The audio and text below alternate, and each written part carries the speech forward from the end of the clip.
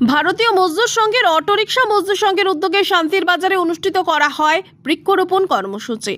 অমৃতা দেবী বলিদান দিবস ও রাখি বন্ধন উৎসবকে কেন্দ্র করে ভারতীয় মজদুর সংঘের সাউথ ত্রিপুরা অটো মজদুর সংঘের উদ্যোগে একগুচ্ছ কর্মসূচি হাতে নেওয়া হয়।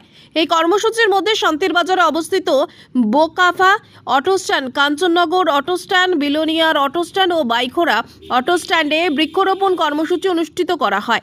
এই কর্মসূচির মধ্যে দিয়ে বিভিন্ন অটো স্ট্যান্ডে নানান প্রকারের বৃক্ষরোপণ করে অটো মজদুর সংঘের সদস্যরা।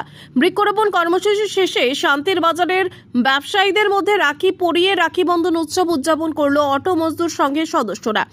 আজকের এই কর্মসূচিতে উপস্থিত ছিল শান্তির বাজার অটো মজদুর সংঘের secretary Apu Majumdar, president Prosenjit Debnath, office secretary Amit Chakraborty, vice cashier Shankar Dutta সহ অন্যান্যরা। আজকের এই কর্মসূচি সম্পর্কে সংবাদ মাধ্যমের সামনে জানান অটো মজদুর সংঘের মহকুমা সেক্রেটারি অপু মজুমদার। নমস্কার। আজকে সাউথ ত্রিপুরা অটোরিকশা মজদুর সংঘের শান্তির বাজার সাব ডিভিশনের উদ্যোগে আজকের যে বৃক্ষরোপণ, এর উদ্দেশ্য হলো অমৃতা দেবী